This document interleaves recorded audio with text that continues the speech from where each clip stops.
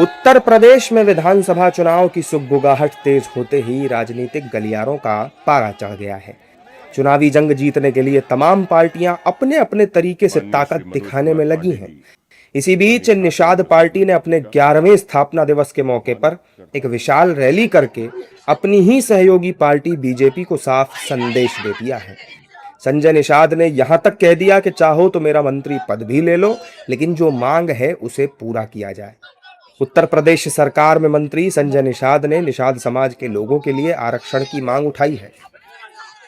आरक्षण इनका हक है, क्योंकि सबसे पहला हक इन्हीं का देश को आजाद कराने वाली ये भूमिहीन जातियां हैं, ये राष्ट्रवादी हैं, वफादार हैं। अगर इनके साथ कांग्रेस सपा बसपा ने धोखा किया, धोखा खाया, तो ये पहला हक इनका आरक्षण बनता, क्योंकि इनके पुरखों ने अंग्रेजों मुगलों को मौत के घाट उतारा। क्रिमिनल कास्ट घोषित जातियां, ये उजड़ी जातियां, कानून से उजाड़ा गया है, कानून से जमीन जायदाद छीनी गई, कानून से इनको फांसी पर लटकाया गया, कानून से इनको आज के दिन में अपराधी घोषित किया गया। तो ऐसी जातियों को निश्चित रूप से पहला हक बनना चाहिए कि आरक्षण के माध्यम से शिक्षा, स्वास्थ्य, रोजगार दिए जाए, इनका सम्मान सुरक्षित किया जाए।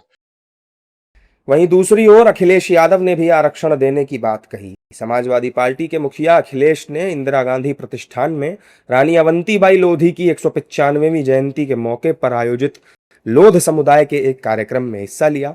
इस कार्यक्रम में समुदाय के कई लोगों को सम्मानित किया गया और शामिल लोगों ने 2027 के विधानसभा चुनावों में उन्हें मुख्यमंत्री बनाने का संकल्प लिया। साथ ही उन्होंने कहा कि समाजवादी सरकार बनवाइए, सामाजिक न्याय के राज की स्थापना करेंगे और आरक्षण देकर बराबरी का हक देने का काम करेंगे। इसलिए हम आपको भरोसा दिलाते हैं, समाजवादी सरकार बनवाइए, सामाजिक न्याय का राज की स्थापना करेंगे और आरक्षण देकर के बराबरी का हक देने का काम करेंगे।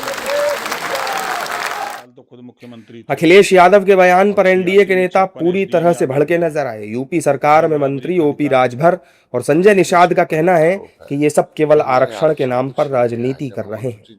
5 साल तो खुद मुख्यमंत्री थे और 86 में 56 एसडीएम यादव को बनाए। यही बराबरी का अधिकार है। पुलिस की भर्ती हो, पीएससी की भर्ती हो, लेखपाल की भर्ती हो, ग्राम पंचायत की भर्ती हो, चाहे ग्राम सेवक की भर्ती हो, सारी भर्तियों में चीन करके अपनी जाति को बढ़ाया। 27% आरक्षण बांट करके क्यों नहीं दिया? 3 सितंबर 2013 को हाई कोर्ट ने कहा था कि 27% आरक्षण का लाभ को 12 जातियां उठा रही हैं, बांट करके सबको दिया जाए। उस समय अखिलेश यादव जी क्यों नहीं दिए? जब वो भर्ती कर रहे तो उस समय तो ना प्रजापति दिखाई दिया, न विश्वकर्मा दिखाई दिया, न गुण दिखाई दिया, न नाई दिखाई दिया, न राजभर दिखाई दिया, न पाल, प्रजापति, निषाद, बिंद, किवट, मल्ला दिखाई दिया।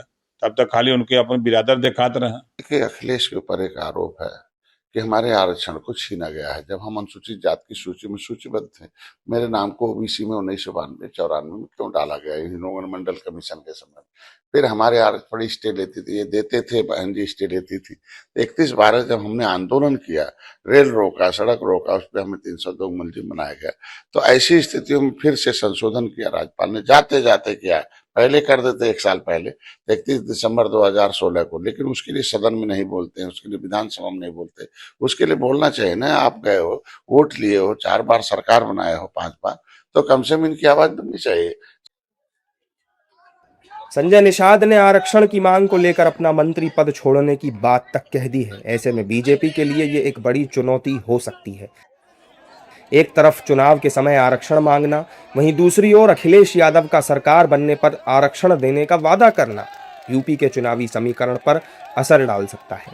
फिलहाल यूपी में आरक्षण को लेकर सियासी बयानबाजी भी तेज हो गई है।